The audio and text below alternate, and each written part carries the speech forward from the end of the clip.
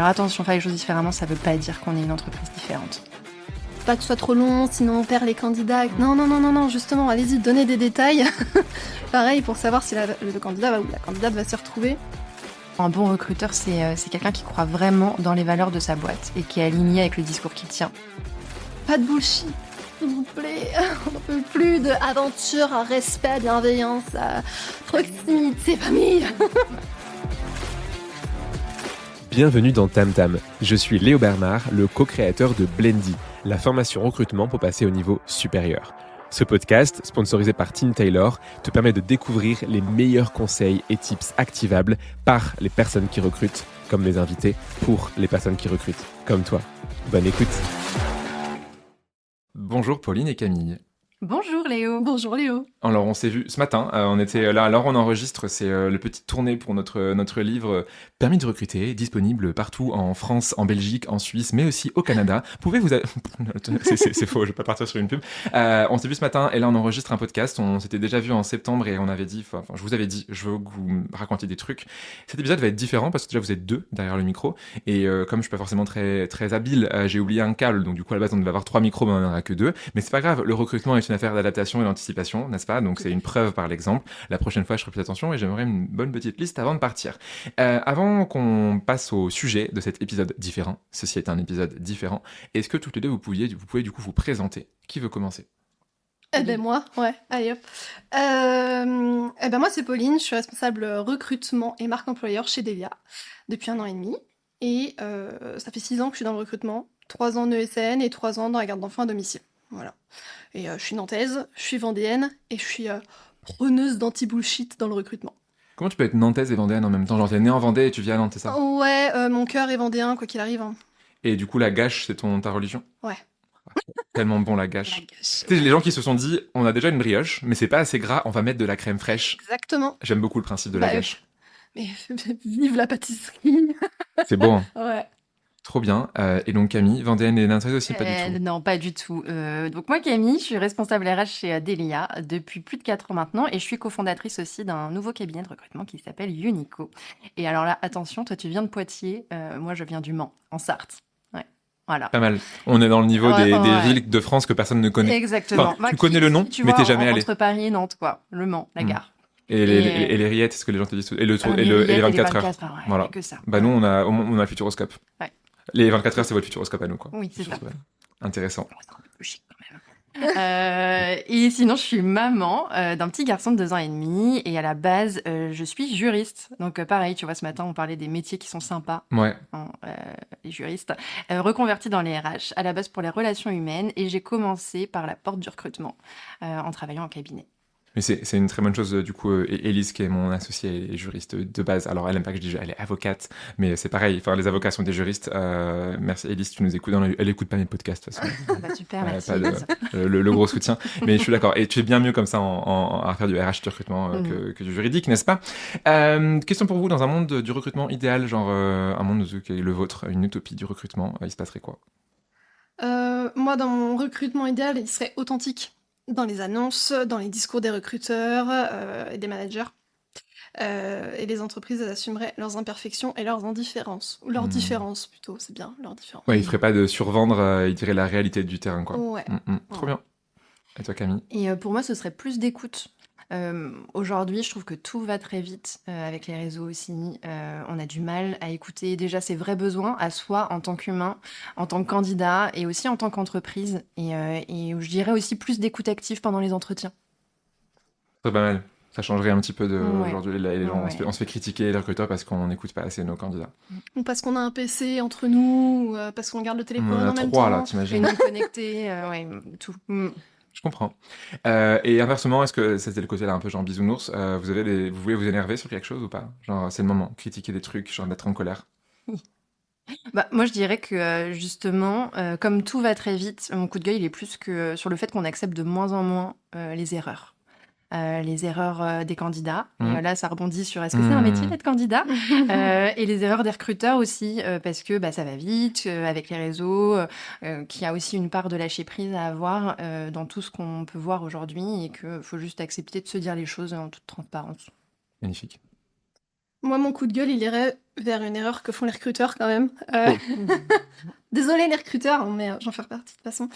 C'est les recruteurs qui ne prennent pas le temps de travailler ou de retravailler régulièrement leur message d'approche. Ah oui, De les l'adapter à copier-coller. leur cible, le faire évoluer parce que la boîte évolue aussi. Donc voilà, ça irait pas vers ça. Je comprends. Du coup, les deux sont un peu en... Parce que on peut dire que c'est une erreur, mais du coup, il faut accepter l'erreur des recruteurs et recruteuses qui écrivent des mauvais messages d'approche. Tu vois, nous, dans nos formations, des fois, on se dit, mais on a des messages qui sont en effet des copier-coller pas ouf. Et t'es là, genre, est-ce que tu dis, vous êtes nul et vous êtes insauvable, ou est-ce que du coup, tu dis, non, c'est pas grave, vous avez le droit parce que personne ne vous a appris à bien faire. Et donc, on va reprendre et on va être différent dans vos messages d'approche. Par exemple, avec le copywriting, qui est une excellente transition vers la première partie qu'on doit aborder aujourd'hui. C'est là mon côté de la housse que je vous dis tout à l'heure qui revient. Aujourd'hui, le thème de l'épisode, il est comment être différent. Et là, vous vous dites, j'ai bien fait de venir cet après-midi faire ça. On va aborder plusieurs petites parties, et la première, du coup, c'est ce qu'on vient de dire, donc c'est le copywriting. Souvent, c'est une compétence qui n'est pas assez exploitée aujourd'hui par les recruteurs et les recruteuses, alors qu'on passe beaucoup de temps à écrire. On écrit des comptes rendus, on écrit des messages d'approche, on écrit des annonces, on écrit plein de choses. Première question pour vous, pourquoi est-ce que c'est important de se différencier via le copywriting? On s'en fout, non, des annonces et des messages? Oh mon Dieu, il a dit ça. Hmm. Moi, je vois 3 vraies raisons. La première, c'est d'attirer l'attention.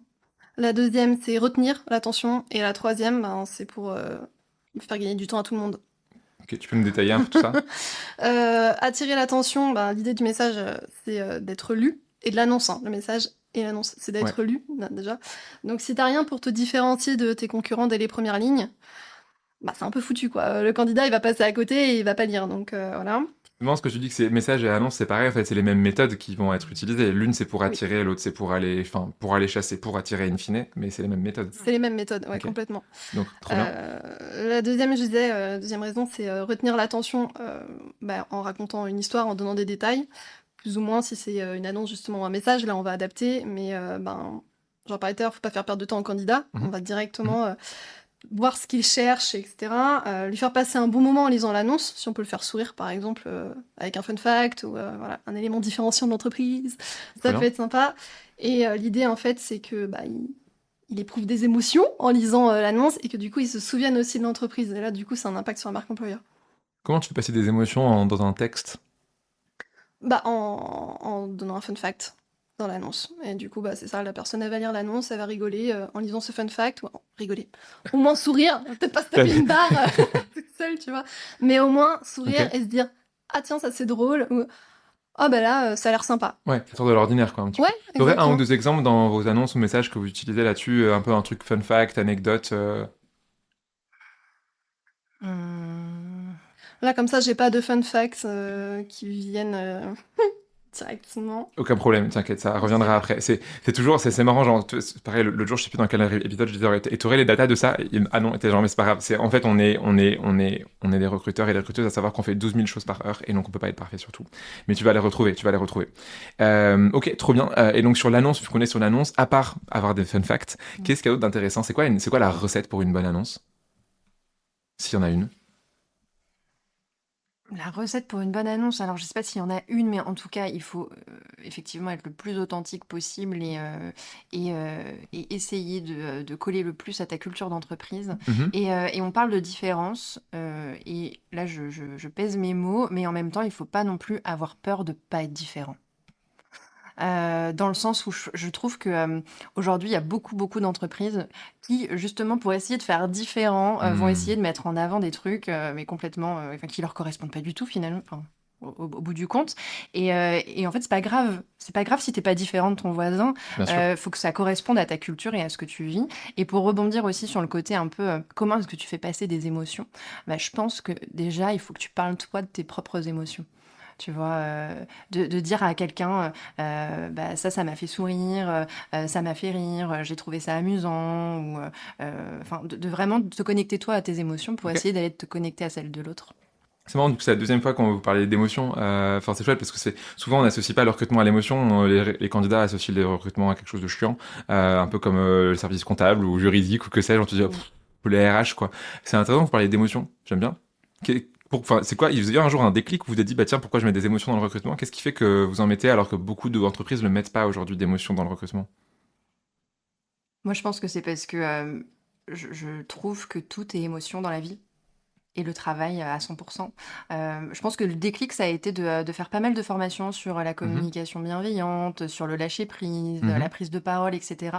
En fait, tu t'aperçois que quand tu parles, déjà, tu parles beaucoup de toi et tu vas en fait connecter tes émotions, c'est l'expression d'un besoin que tu as finalement. Et c'est juste la manifestation de quelque chose que tu as envie d'exprimer. Et ça, tu le fais au travail au quotidien. Tu le fais dans tes actes, par rapport à la valeur de ta boîte, par rapport à la vision qui te porte, par rapport à Mhm. tes missions au quotidien. Donc finalement, tu es guidé par les émotions. Tu vois, des fois, j'ai l'impression d'être un peu dans un remake de Love Actually et d'être la voix du grand. Nous sommes tous cernés par l'amour. Ah, Mais c'est c'est beau. un peu ça, quoi, tu vois. C'est beau. Je trouve qu'on est quand même tous très connectés à nos émotions. Ouais, et puis je sais plus du tout où j'avais vu ça, mais dans les souvenirs qui restent, c'est des émotions. Tu te Ouais. souviens Oui, de quand t'as rigolé, tu te souviens c'est de ça. quand t'as pleuré, tu te souviens jamais du mot précis qui a été employé Mm. ou des gens qui étaient tous présents, mais tu te souviens de ce que t'as ressenti sur le moment. Et du coup, si on met ça dans le contexte entreprise, tu vas te souvenir de l'émotion que t'as ressentie lors de ton échange avec le recruteur, tu vas te souvenir de l'émotion que t'as ressentie en lisant l'annonce ou le message. C'est pour ça en fait que les émotions Mm. sont hyper importantes aujourd'hui, je pense. Mm, mm. Pour revenir sur le fun fact, il y a aussi des notions de référence qu'on peut faire. Euh, Par exemple, nous, dans notre annonce, à un moment, on a fait une référence sur une tribu qui roxe du poney. C'est une référence geek qu'on voit pas partout. Oui. Voilà, Mais parce que votre cible aussi, c'est celle-là. c'est Et ça. c'est là où des fois tu vois des gens qui parlent, enfin qui ont des références geeks dans des boîtes qui sont pas du tout. Où, genre, on va recruter tiens, petit point, un avocat, tu fais une référence geek qui te regarde, hein, Voilà, parce que des du coup, grands tu yeux, quoi. t'adaptes effectivement à ta Exactement. cible. Mais là, du coup, la tribu qui roxe du poney, on le voit pas forcément Bien partout. sûr. Peut-être que les personnes qui vont du coup comprendre la ref vont rire à ça. Et tu vois, ils vont se dire, ah oui, c'est eux qui avaient mis ça. Bon, voilà. Et sur l'annonce impactante, moi je vois deux choses. Il y a le fond, la forme. Mm. Faire très Mm, court. mm, La forme, il te faut un chapeau mm. simple, efficace. Mm. Le candidat, il lit, il sait tout de suite ce qu'il attend. Et si ça va correspondre à ce qu'il veut. Et ton chapeau, enfin là j'ai sous les yeux une des annonces, en fait c'est un truc que vous faites bien, c'est du coup moi j'appelle ça les TLDR, Too Long Didn't Read, et là votre chapeau c'est nous recrutons ce profil selon ta disponibilité pour notre agence de Nantes en CDI à partir de 5 ans d'expérience pour une rémunération de 43K.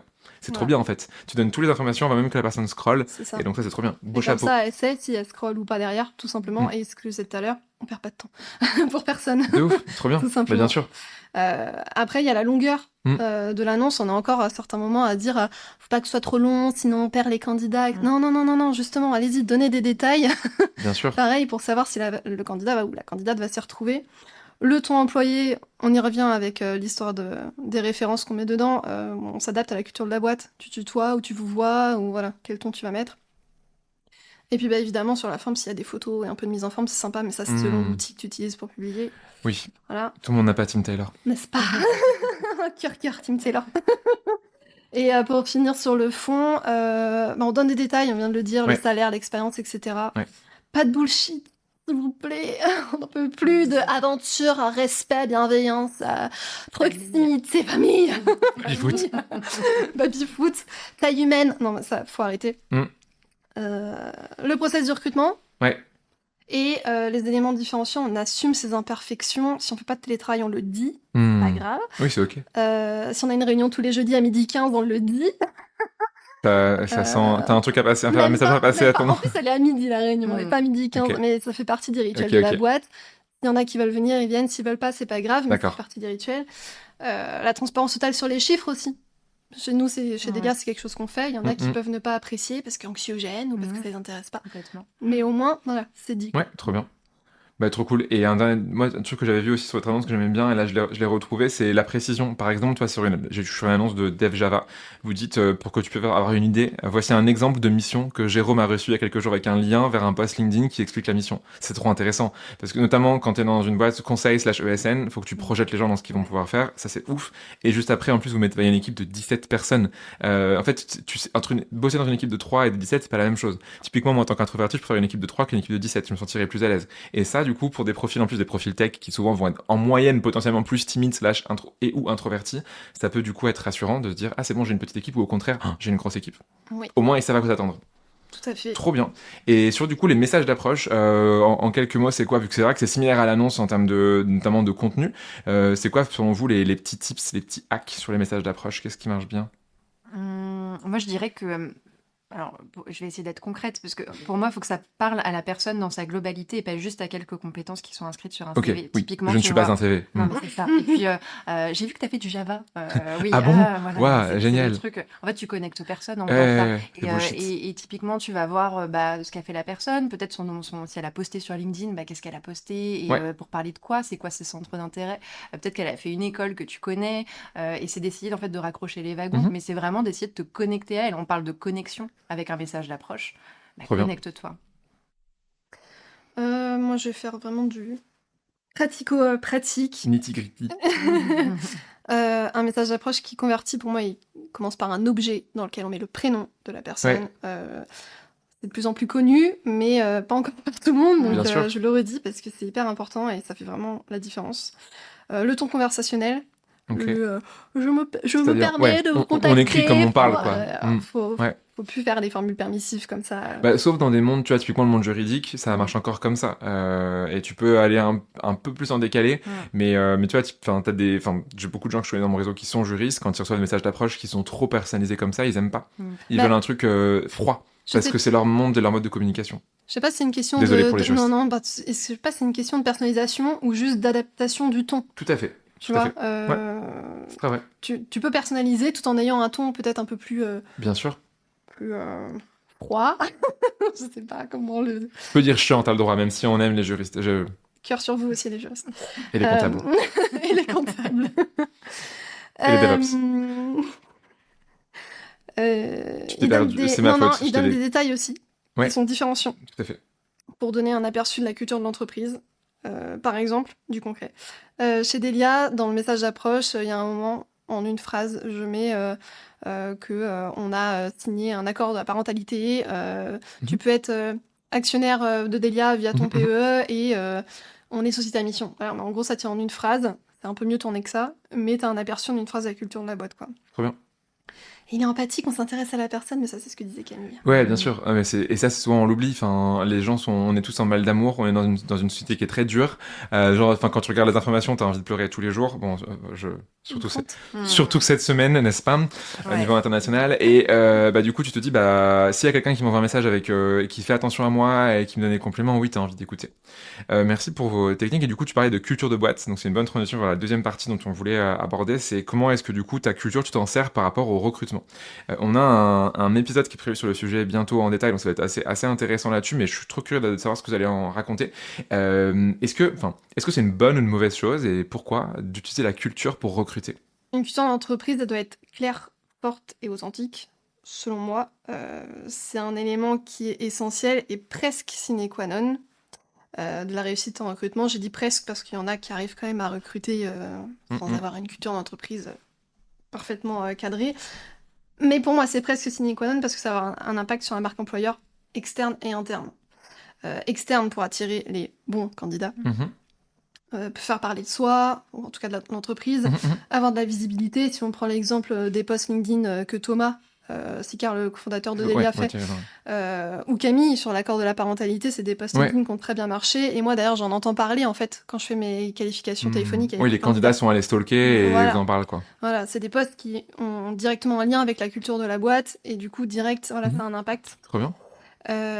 Et sur la marque employeur interne aussi, parce que si on est en phase entre nos actes et nos promesses envers les collaborateurs, on retient en fait les gens, ils vont rester dans l'entreprise, on va fidéliser, etc.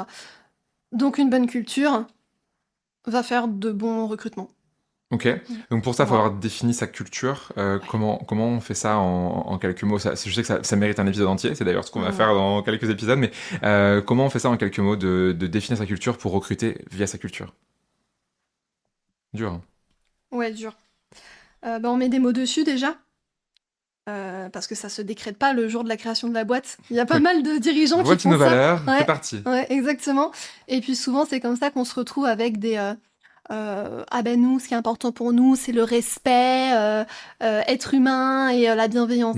La fameuse bienveillance. Ce ne sont pas des valeurs, en fait. Déjà, des valeurs, ça se prouve.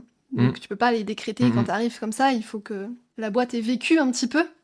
Et puis nous, par exemple, chez Delia, on a travaillé dessus il n'y a pas très très longtemps, là, début septembre, via des ateliers. Ok, donc vous laissez des petits sous-groupes, vous mettiez les gens ensemble. Ouais. Et c'était quoi le rendu de ça? Enfin, c'était quoi l'objectif? Alors, il est en cours, Ok, il est d'accord. rendu. D'accord, d'accord. Mais l'idée, en fait, c'est... on est parti très large. On a demandé au collab de Delia, Mhm. à Nantes et à Rennes. On a fait 2 ateliers. On est 60 chez Delia, donc voilà, ça fait des petits groupes encore. On leur a demandé quel mot, selon eux, définit Delia. Ok. Quand ils entendent Delia, comme ça, voilà, les mots qui définissent Delia pour eux. Et l'idée derrière, c'est de récupérer 4 mots par petit groupe. On a fait un A2-4 tous. Vous irez voir si ça vous intéresse la méthode de l'atelier. Et donc, on a récupéré 4 mots qui, selon les Deliani, représentent Delia. Et derrière, ce sont Thomas et Jérôme, qui sont les cofondateurs de Delia, qui vont rédiger des phrases, puisqu'une valeur, c'est une phrase, c'est pas un mot. Il faut qu'il soit contextualisé. Donc, ils vont rédiger des phrases qui seront les valeurs de Delia. Ok. Donc, c'était un atelier participatif, quoi. Voilà. L'idée, c'était de demander un peu l'avis de tout le monde. Mais le dernier mot, ce seront... les patrons Ok. qui l'auront. Trop bien. Camille, t'en Voilà. penses quoi de ça? Ouais, bah alors moi là-dessus, pour moi, alors pour répondre aussi à ta première question de est-ce que la culture d'entreprise doit être un élément qui participe au recrutement, j'ai envie d'inverser la question et plus de demander est-ce que tu te vois travailler dans une entreprise où t'es pas en accord avec la culture de la boîte? Et je pense que la réponse est non. Donc clairement, elle doit participer au recrutement d'un autre collaborateur. Et moi, j'ai toujours vu le truc un petit peu, alors, avec Pauline, on n'en a pas parlé, mais on s'est rencontrés chez Chronoflex, entreprise libérée d'Alexandre Gérard. Et là-dessus, ils avaient co-construit des valeurs assez fortes qui nous ont guidés pendant longtemps. Et je pense basé sur un système assez vertueux et qui, moi, me correspondait bien. On avait 4 valeurs donc, qui étaient des phrases. Pour te dire, je me rappelle encore de ces valeurs-là. Elles sont très fortes. La performance par le bonheur, équipe respectueuse et responsable, ouverture d'esprit, esprit d'ouverture. Tu l'as tellement pitché à les candidates. Bah ouais, il y a ça. Et en fait, le truc, c'est que tu les fais parler, ces valeurs. Parce que derrière, justement, comme disait Pauline, tu mets en place des actions qui sont guidées par cette valeur-là. Par exemple, équipe respectueuse et responsable. Bah oui, tu arrives à l'heure le matin. C'est juste du respect par rapport à tes collègues qui font le même travail que toi. Et en fait, tu les fais parler par des actes, par des actions. Et nous, on imaginait toujours ça comme un immense terrain de foot. Tu vois, un terrain de foot, bah, t'as 4 coins. Et sur une chaise, t'as 4 pieds. Et bah, il y en a un qui s'en va. Et bah, il y a plus d'équilibre. Un terrain de foot, si tu joues hors zone, et bah, tu joues plus dans le jeu. Et c'est vraiment, en fait, tu bâtis ta culture d'entreprise sur ce terrain. Et tout le monde est OK pour jouer sur le même terrain ensemble. Et on avait un peu un système de cérémonial. Alors non, tu signes pas dans ton sang, mais comme quoi tu adhères à la culture dans l'entreprise. Et je trouve que c'est hyper important d'inclure tes collaborateurs dans cette culture en les faisant participer, en leur disant est-ce que c'est OK pour toi? Tu valides? Est-ce que c'est bon? T'es responsable aussi, en fait. C'est toi qui vas faire vivre aussi l'entreprise derrière. Donc t'as ta propre responsabilité. Ouais, faut vraiment qu'au quotidien, dans tous les actes, alors RH ou pas, mais quand même qu'entre eux, ils s'en parlent, ça c'est important. Et comment vous l'implémentez ça dans un process de recrutement? À quel moment, enfin, 2 questions. À quel moment vous en parlez de la culture? À quel moment vous la présentez? Et comment? Et deuxième question, est-ce que vous évaluez sur la culture? Genre le fameux culture fit. Donc est-ce que mon candidat ira avec mon entreprise? C'est quoi la place que ça a dans vos process? Alors, pour répondre à la première question, la culture de la boîte, moi, je la présente déjà en entretien téléphonique. Il y a les fameuses phrases déjà dans les annonces, dans le message d'approche. Ouais. Et après, j'en reparle directement en entretien téléphonique. Parce qu'il y a beaucoup de questions à ce sujet-là de la part des candidats, ce qui est très chouette. Ça veut dire que les gens s'y intéressent quand même. Et parce que c'est important, en fait, de savoir tout de suite s'il y a un possible match à nouveau pour faire perdre de temps à personne, en fait. Bien sûr. C'est important. Et ta deuxième question, c'est comment est-ce que tu fais un culture fit, une épreuve où tu évalues l'adéquation? Chez Delia, pas encore, mais spoiler, c'est un projet sur 2025. Moi, j'aimerais mettre en place une notion d'entretien structuré avec ces questions sur les valeurs, parce que c'est important aussi de voir les limites de la valeur et si la personne elle est d'accord avec ces limites-là, quoi. Bien sûr. Trop bien, hyper intéressant. Merci pour ça. Et un troisième, on est à mi-parcours de cet épisode. Pour les gens qui nous écoutent, la troisième axe que je trouvais intéressant et dont on a parlé ensemble pendant la prépa, c'est comment en fait votre posture de recruteur et de recruteuse va être différente.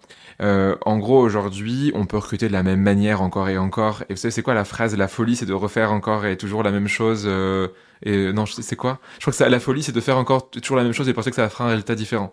Mm. Dans les grandes lignes, c'est un truc qui ressemble à ça. C'est pas exactement les mêmes mots. Et du coup, bah, il y a plein de choses aujourd'hui qu'on peut faire différemment. La première chose, je sais que vous êtes très beaucoup dans le care candidat chez Delia.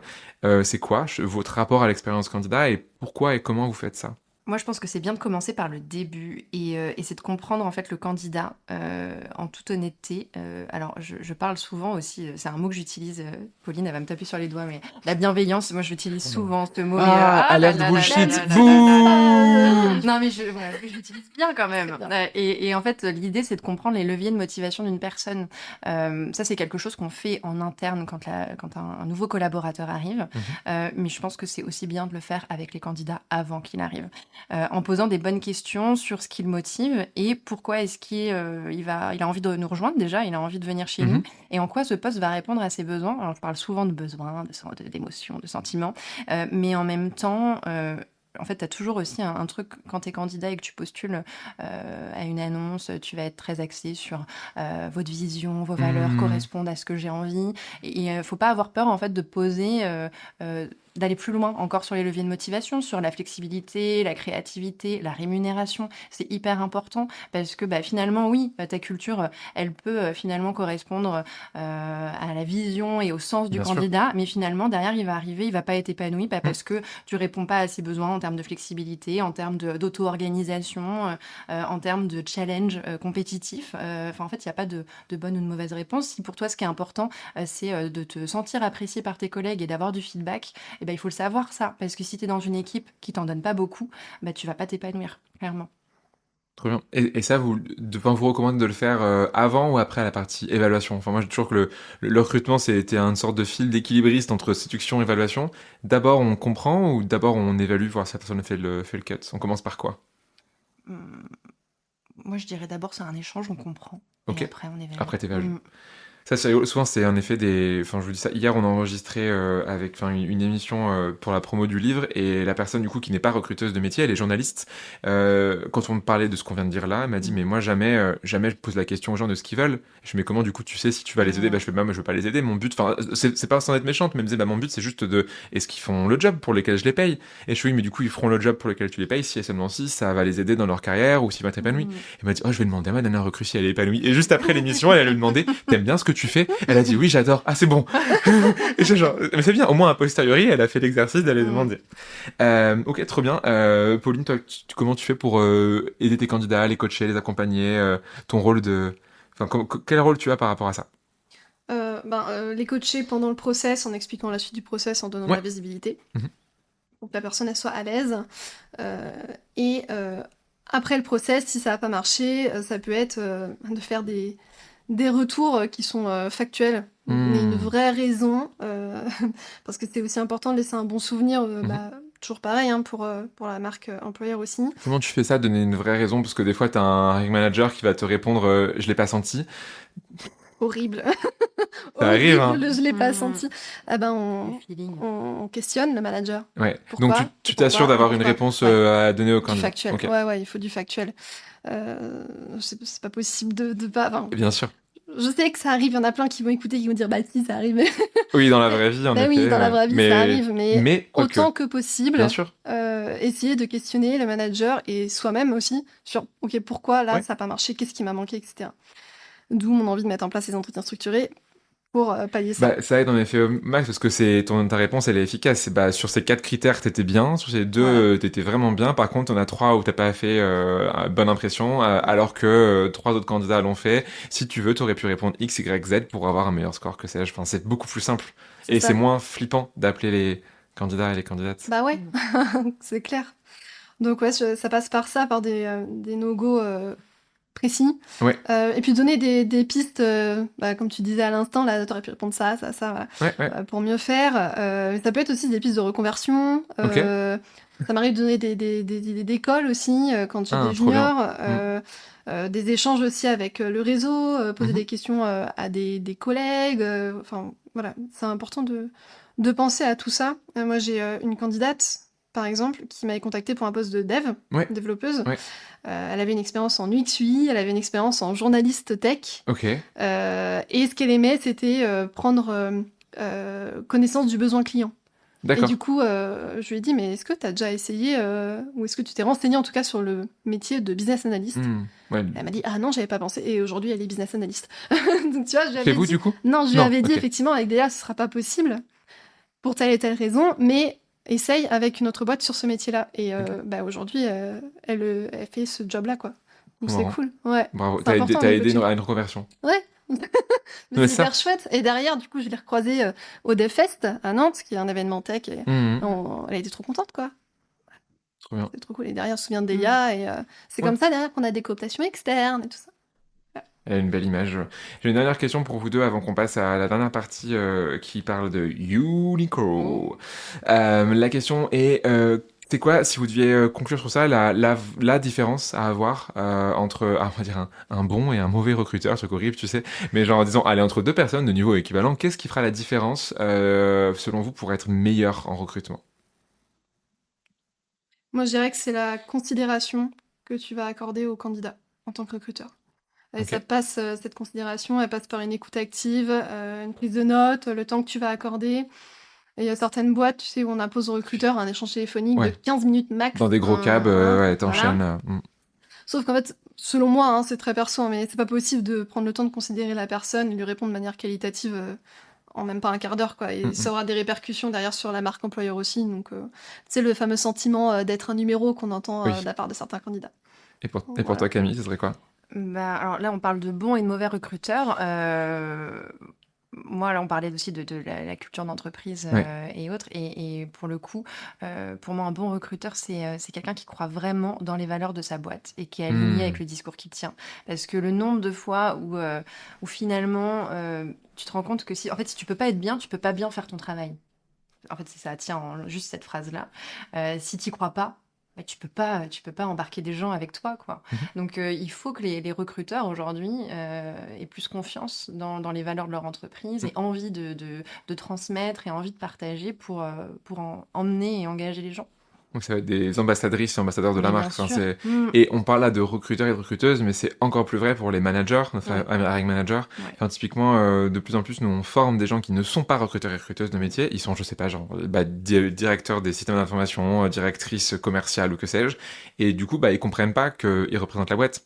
Parce qu'ils sont habitués, eux, à faire leur job. Et le recrutement, pour eux, c'est un truc chiant. Parce qu'ils ont pas le temps et qu'ils ont pas envie, qu'ils y connaissent rien. Et justement, c'est aussi ces personnes-là qui doivent, pour le coup, être encore plus ambassadrices. Parce que pour un candidat, vous me dites si vous êtes d'accord, mais ça sera plus impactant presque la parole de leur manager qui sera demain que nous. Parce que nous, savent très bien que on est dans le département RH. Évidemment, on va enjoliver les choses la plupart du temps. Mais le manager, en théorie, il est plus direct sur la réalité du terrain. Et qu'est-ce que vous, qu'est-ce que vous pensez de ça? Joker. Bah oui, non, c'est T'as le droit, t'as le droit au c'est pas sur joker. la partie. Oui, enfin, tu enjolives, tu fais aussi en fonction de ce qu'on te dit et ce qu'on te donne comme Bien sûr. vie, tu vois, en tant que recruteur. Et oui, il faut avoir l'avis du manager. Enfin, en fait, au-delà du manager, limite ton collègue, Bien ton sûr. futur Bah, collègue, bien sûr. une personne avec qui tu vas travailler au quotidien pour savoir si ce qu'il vit, c'est bien ça, quoi. Et c'est pour ça aussi qu'il faut former ces équipes, oui, au recrutement, comme tu le dis. Parce qu'aujourd'hui, on peut voir ça comme un truc chiant. Et même, enfin, des fois, on peut avoir des collaborateurs qui ont envie de participer au process de recrutement, hein, qui ne voient pas ça comme un truc chiant, mais qui ne savent pas faire quand C'est même. ça. Et du coup, ils ont trop envie, ils vont le faire. Mais bah, tu vois, on parle de notion de biais. Alors, on pourra y revenir plus tard, mais Factuel. du factuel, Le feeling. des questions à pas poser. Enfin, tu vois, ce genre de truc que toi, tu connais parce que c'est ton métier. Et Bien voilà, sûr. c'est quelque chose à transmettre. Après, ça serait quand même pas mal du coup que des gens écrivent un livre, tu vois, qui serait à destination à la fois des recruteurs et des managers et qui leur permettrait d'avoir les bonnes bases en à peu près un peu moins de 400 pages. Non, ce serait bien. Ce serait Carrément. vachement bien. On se demande qui. Et quelqu'un l'a fait. Vous aurez peut-être des idées de noms? Son nom. Comment on pourrait appeler le nom du livre, C'est pas peut-être? quelqu'un qui a un renard sur. je crois que c'est ça. Ouais, je crois que ça me parle. Ouais. Voilà. C'est un truc bizarre comme permis de quelque chose. Permis de chasse. Permis de chasse. Permis de recruter. Permis de recruter. Bon. On verra. Ça serait bien que quelqu'un fasse ça un jour. Cool. Chaud pour parler sur la fin de l'épisode de coup Unico. Dans ma tête, quand j'étais venu, on s'est rencontrés en septembre dans les locaux et je croyais que c'était la même boîte. Vous aviez fait une sorte de spin-off interne. C'est pas vraiment le cas. Qu'est-ce que c'est Unico? Uniqlo. Alors Uniqlo, c'est ni un supermarché, ni une marque de vêtements japonaise. Ça fait très ça, Parce ouais. que ouais, c'est souvent le truc là qu'on me dit depuis, enfin ces derniers Ah, jours. Uniqlo, j'aime bien. Ouais, c'est J'ai ça, une doudoune Uniqlo, sans manches. ouais, non, pas du tout. Hein, on fait pas la même chose. En fait, alors pourquoi est-ce qu'on a créé un cabinet de recrutement chez Delia? Donc moi, Delia, j'y suis depuis 4 ans et demi. On faisait déjà un petit peu de recrutement à la marge avec toute l'équipe pour certains de nos clients. Faut savoir que Delia, on est une ESN, mais on est spécialisé sur certaines technos, certains Mhm. postes. Et là, l'idée, c'est que des fois, tu as des clients qui ont des besoins plus sur du long terme pour internaliser dans leurs équipes, et puis Mhm. sur des postes que nous, on n'adressait pas forcément, ou des technologies qu'on n'adressait pas. Et en fait, on a eu envie d'aller plus loin en se disant que ce serait chouette d'avoir vraiment une branche qui soit dédiée à la partie recrutement. Et on s'est aussi dit qu'on ne voulait pas l'internaliser chez Delia. Pourquoi? Parce que notre culture d'entreprise, justement, c'est quand même une certaine forme de proximité avec Mhm. nos collaborateurs. Beaucoup de personnes chez nous ont rejoint Delia parce que c'était petit, il y avait de l'échange, il y avait de la communication, il y avait de l'accompagnement. Et on avait peur de perdre ça si on mettait une autre activité, une autre branche. Enfin, Ok. je prends toujours cet exemple-là, mais si tu te retrouves au séminaire de ta boîte tous les ans, et puis finalement, tu vois, je sais pas, une équipe de recruteurs qui arrive, et tu dis, mais qui sont ces personnes? Je ne les connais pas, je ne travaille pas Hmm. avec elles. C'est des gens bizarres en plus, les recruteurs, donc t'as Ouais, pas envie de tu les vois, croiser ils en se séminaire. socialisent pas. Non. Et Bon, puis ils sont faux, ils ouais, posent des questions chiantes dès le bien matin au sûr. petit-déj. Et vous, c'est quoi vos qualités et vos défauts? On n'aime Ouais, pas, on on n'aime pas, n'aime on pas. n'aime Qu'est-ce pas. Non. qui vous anime dans le travail? Tu vois. Vous voyez où Donc, dans 10 ans? ouais, c'est pour ça. Ok, je En fait, comprends. on a vraiment eu envie de sectoriser et de séparer les deux Ouais. activités. La petite histoire aussi, c'est que à la base, Delia Technologies, c'est Thomas et Jérôme qui sont associés dans le projet, plus certains collaborateurs, parce qu'on a ouvert Mhm. l'actionnariat salarié.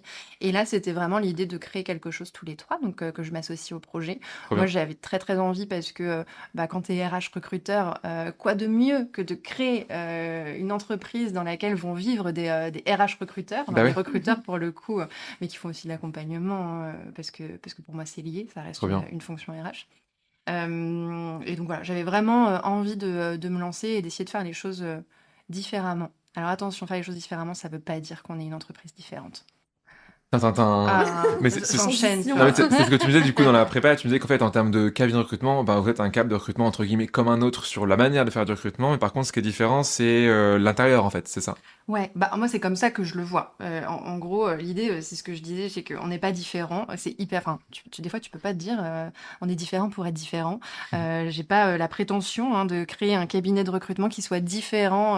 On fait de la presta en recrutement, donc on accompagne nos clients à recruter des personnes qui correspondent à leurs besoins. Et du coup, je vais pas mentir en prétendant le contraire. Par contre, moi, là où j'ai envie de placer le curseur, c'est que mon métier, c'est aussi d'être RH, que j'ai aussi eu la casquette recruteuse, et que ce qui était important pour moi, c'était que mes collaborateurs soient heureux, épanouis de venir travailler le matin. Alors, on peut pas non plus, ça c'est un autre débat, mais comment dire, agir à 100% sur le bonheur des gens, ça ne Bien dépend sûr. pas que de nous. Mm.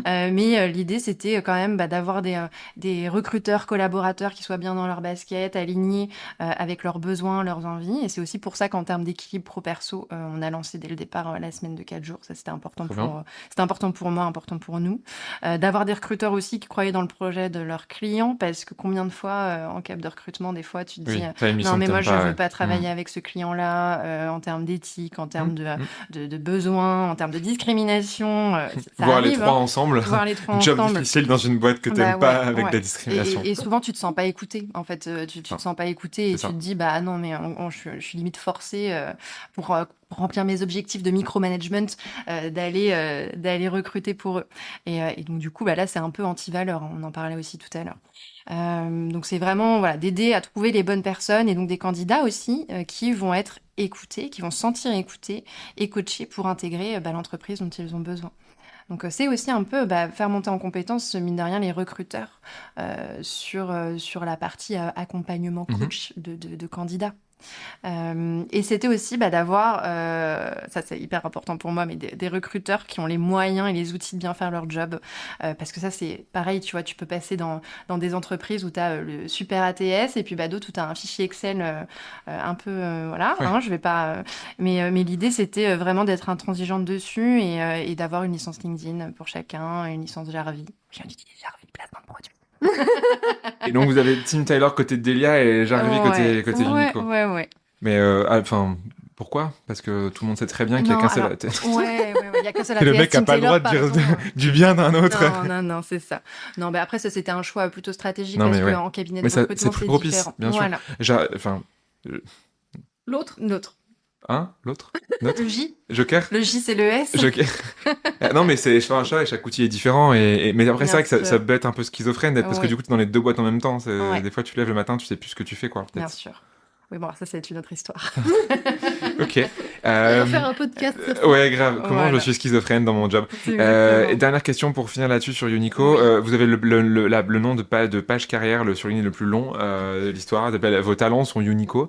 C'est quoi le délire avec ça? Eh ben, en fait, l'idée, c'est qu'on voulait pas une page LinkedIn genre Unico où tu t'annonces les arrivées dans ton entreprise, la dernière sortie bowling que tu as faite. Enfin, c'était vraiment pas ça. Le Secret pitch. Santa. Le Secret Santa, la soirée de Noël. En fait, je serais très contente hein, si demain, les collaborateurs, mes collègues, mettent des photos et communiquent parce que ils ont envie de le faire et ils se sentent pas obligés. Déjà, c'est important. Ils ont envie de le faire et du coup, ça représente un peu ce qu'ils vivent au quotidien. Et dans ces cas-là, de le faire sur leur page professionnelle personnelle, parce que maintenant LinkedIn, c'est aussi un C'est la peu... même chose, ouais. Tout le Voilà. monde a des photos de toi à la plage, tout ça. Donc, Exactement. Et en fait, l'idée, c'était, comme on travaille dans le recrutement, on travaille avec des entreprises, on travaille avec des RH, on travaille avec aussi d'autres recruteurs potentiellement. C'était plutôt de faire aussi un peu ce que tu fais aussi, c'est-à-dire d'être un média et d'avoir une vocation de nourrir les entreprises de l'écosystème, de partager des news RH recrutement, qu'est-ce qui bouge moins, Ok. comment est-ce qu'en fait, ensemble, on peut faire avancer les choses. Là-dessus, c'est quelque chose qu'on aime bien avoir se nourrir, nous, de Ouais. l'écosystème. Moi, clairement, ça vient peut-être aussi de Delia parce que en tant que SN, pareil, on n'avait pas forcément la prétention de faire différent, mais pour autant, on se voit tous sur Nantes plutôt confrères que concurrents, et on est toujours dans le partage de qu'est-ce qu'on pourrait faire mieux pour l'intérêt commun. C'est beau ce que je dis. Hein. Ce Mais en matin, même les temps, USN à côté, ils disaient pas la même chose de vous. Hein. Ah, pardon. non, voilà, c'est ça. C'est faux. On est dans notre bulle, nous. Ouais, non, mais en fait, voilà, l'idée, On aime c'est tout le vraiment monde. quand même d'avoir une vocation un peu plus inspirationnelle et sociétale. Ok. Trop bien, merci. Merci pour ça et j'espère que ça marchera bien. C'est cool d'être dans deux boîtes en même temps, de pouvoir faire autre chose comme ça. Plein de choses du coup que vous faites donc différemment des autres. Est-ce que vos questions finales que je pose à chaque invité de la saison 3 seront différentes? La première, c'est, je vous laisserai répondre chacune de votre tour. Vous arrivez sur une île déserte, ne me demandez pas comment ça s'est passé, ça c'est pas mon problème.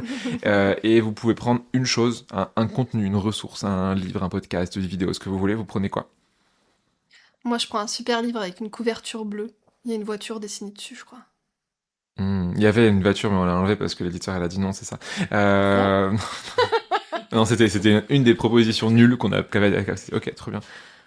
En vrai, pardon. Le cœur est brisé. Moi, je prends un cahier et un crayon. C'est pas très original, mais c'est Ouais. ma base pour Pour faire mes des plans. to-do, mes Bien sûr. inspirations. Non, il faut que tu fasses un petit radeau aussi pour t'enfuir de l'île. Donc, avec un papier crayon, tu arrives à faire un petit plan et tout. Ouais, envoyer Compter. des avions de papier. Des bouteilles à la mer. Mais j'aurais pas de bouteilles, donc vraiment les Tu avions l'as de papier. construit. T'as du sable, un peu d'eau, je crois que tu Je peux fais faire. fondre avec le soleil, ouais. Ouais, faut y Ok. aller, je pense. Ok. Trop bien. Et toi, Camille? Moi, je suis un peu plus perchée. J'embarque Wilson avec moi. Alors, pour ceux qui connaissent Wilson, il y en a qui connaissent pas Wilson, je expliquer, pense, oui. mais c'est le ballon avec un visage dessiné dans Seul au monde avec Tom Hanks. Et pour plusieurs raisons, mais surtout pour ce qui touche, on va dire, à la psychologie et au besoin de se connecter à l'autre. Parce que moi, je pense que je suis la personne qui a le plus besoin de parler, d'échanger, pour pas devenir folle, quoi. C'est pour ça que t'as arrêté le droit. Ouais, exactement. Pour parler aux gens. Et pas parler à tes contrats et à tes codes Exactement. et par un mail interposé. Nonobstant le fait de ne pas vous avoir signalé la clause contraire dans ce contrat, je suis dans la... Votre très bien. dévoué. Attends, j'ai des frissons. Deuxième question pour vous. Est-ce qu'il y a une personne ou plusieurs que vous aimeriez entendre derrière le micro de Tam Tam? Moi, ce serait Yann Denisevski. Pardon, Yann, si j'ai écorché ton nom de famille. Je pense qu'il apporterait un petit peu de piment dans sa vision, de recrutement, tout ça. Ça pourrait être pas mal. Ok, merci. Et moi, ce serait Guillaume Mathias. J'étais au Festival RH Ah oui. il y a pas si longtemps, en octobre, et j'ai vu une super conférence faite par Guillaume sur l'influence cachée du cerveau et du coup, notamment sur les biais. Mhm. Et ça m'a bien parlé. Enfin, j'avais envie un peu de pousser le truc sur Ok. la partie l'être humain est un être irrationnel, domptez votre intuition. C'est pas... Non, parce qu'il y a une personne aussi, je sais plus qui c'était, à un moment, genre je parlais à quelqu'un au festival RH et quelqu'un a dit une phrase du style l'intuition, il faut toujours... C'est pas grave, c'est très bien en recrutement. Mais c'est pas lui, il parlait du cerveau, c'était l'autre. Parce qu'il y a une personne, je sais plus qui c'était, et ça m'avait choqué, mais c'est pas lui. Ok, très bien. Guillaume Mathias, je Il retiens. a parlé de l'intuition Oui, aussi. mais il disait pas Oui. que c'était une bonne chose forcément, si. C'est peut-être lui alors, du coup.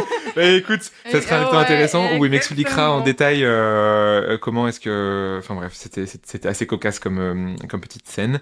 Et troisième question pour vous, troisième question, on sera à la fin de cet épisode. Si vous deviez conclure sur un conseil que vous donnez à quelqu'un qui fait du recrutement, alors c'est principalement des recruteurs, recruteuses RH qui nous écoutent. Il y a un petit peu de managers, j'essaye, mais c'est plus compliqué. Ils ont pas le temps de faire du recrutement, alors le temps d'écouter un podcast recrutement, laisse tomber. Mais ils essayent. Si vous êtes manager et que vous écoutez ce message jusqu'au bout de l'épisode, merci et bravo et faites-moi signe que je sache que vous êtes derrière ce casque. Un dernier conseil du coup pour clôturer l'épisode. Chacune. Moi, je dirais en recrutement, soyez authentique. Ça paye toujours, à plus ou moins long terme, mais ça paye toujours. Ok. Moi, ça reprend un petit peu ça. Hein. C'est ayez le courage d'être vous-même, ou plutôt n'ayez pas peur d'être détesté. Et parce que en fait, ça reste la même chose et c'est hyper dur dans notre société actuelle, clairement, où on essaie de ressembler à son voisin. Et je me suis aperçue qu'il y avait beaucoup de RH, beaucoup de recruteurs qui faisaient ce métier pour plusieurs raisons. Déjà, la première, essayer de sauver les autres avec une posture de sauveur, c'est-à-dire je vais te trouver le job qui va changer ta vie, et faire plaisir aux autres aussi, dans le but de nourrir un besoin d'être aimé. Et ça, c'est hyper dur. Alors, c'est un gros travail sur soi, hein, clairement. Mais si c'est ça qui vous anime, arriveront des moments dans votre vie pro où, clairement, vous vivrez très, très mal votre job. J'aime beaucoup ce que tu dis là. C'est une phrase que j'ai dit le jour, j'étais intervenu dans des étudiants en M2 RH et je leur demandais pourquoi vous faites du recrutement, enfin pourquoi vous voulez faire des RH. Et t'avais 80% de réponses, c'est parce que j'aime les gens et j'aime l'humain. Du coup, la réponse c'était ne faites pas des RH parce que c'est pas bien. Oui, il faut s'intéresser un minimum aux humains, mais si c'est votre raison majeure, vous allez être triste parce que c'est de l'admin, c'est de l'opérationnel, c'est de l'ordinateur, c'est des process, c'est de la structuration. Il y a de l'humain, mais des noms. Et en fait, faut aimer dire non à l'humain. Vous pouvez aimer l'humain, mais si c'est pour faire du mal à l'humain, oui, allez-y par contre dans le recrutement, parce que passez votre temps à dire non à des gens sur CV, en entretien ou que sais-je, et aussi à vous battre avec vos managers en interne, donc c'est assez drôle. Mais si vous aimez l'humain pour faire plaisir aux humains, non, enfin, soyez chocolatier, devenez pas RH, enfin, c'est mieux. Ou vendeur de glace, tu vois. Genre, non, mais t'es payé, c'est un de mes rêves, voilà, je vous l'avoue, j'aimerais trop un jour être glacier. Comme ça, du coup, ta vie entière, c'est faire plaisir aux gens. Ils sont en vacances, ils kiffent et tu leur offres une glace. Enfin, tu leur fais payer une glace, mais c'est 2 euros, quoi. Mais j'ai l'impression qu'il y a beaucoup de RH qui se reconvertissent dans la pâtisserie. Hein. Ah ouais? Ouais. T'en connais? En vrai, ouais. Et je pense que c'est un vrai sondage à faire. Peut-être, hein. Vas-y, demain matin, sur LinkedIn, parmi ceux qui ne me lisent.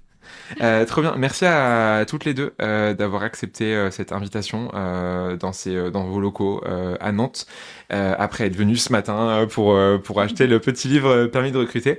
C'était très chouette, merci pour tous vos conseils, c'était hyper intéressant, j'ai appris plein de trucs, j'espère que les gens qui nous écoutent, les gens qui nous écoutent vont aussi apprendre plein de choses. Préparez-vous, vous aurez des messages de gens qui vont vous dire c'est chouette, j'ai bien aimé, peut-être aussi quelques haters qui diront c'est horrible, comment vous pouvez laisser dire des trucs pareils, moi je suis d'accord et moi je dis du bullshit dans tous mes annonces et mes messages, moi j'aime pas les candidats. Vous en aurez peut-être, je vous le souhaite pas, non ça n'arrive jamais. Il n'y a pas eu un seul hater de l'histoire de Tam Tam, ça devrait pas être le cas. Merci vraiment d'être venu, c'était très chouette. Passez une très bonne journée, à bientôt. Merci Léo, Salut. merci. Tu es arrivé au bout de l'épisode. Merci et bravo. Merci parce qu'on met du temps et du cœur à faire ce podcast avec tous mes invités. Donc en écoutant jusqu'au bout, ça fait grave plaisir. Bravo, car en écoutant Tam Tam, tu progresses dans ton recrutement, tu fais de la veille, tu challenges tes pratiques et ça, c'est vraiment chouette. Et si tu veux aller encore plus loin et te former avec Blendy, tu sais où me trouver. Maintenant, si ce podcast te plaît, tu sais ce qu'il te reste à faire. En parler au monde entier et faire des t-shirts à mon effigie. Non, on va pas aller jusque là, mais 3 choses que tu peux faire. Premièrement, aller mettre une bonne note sur Apple Podcast ou Spotify. C'est peut-être un détail pour vous, mais pour moi, ça veut dire beaucoup. Deuxièmement, tu peux en parler autour de toi. Et 3, tu peux envoyer un petit mot doux à l'invité du jour si tu l'as trouvé pertinent. Je suis sûr que tu feras des heureuses et des heureux. Allez, à très vite pour un nouvel épisode de Tam Tam.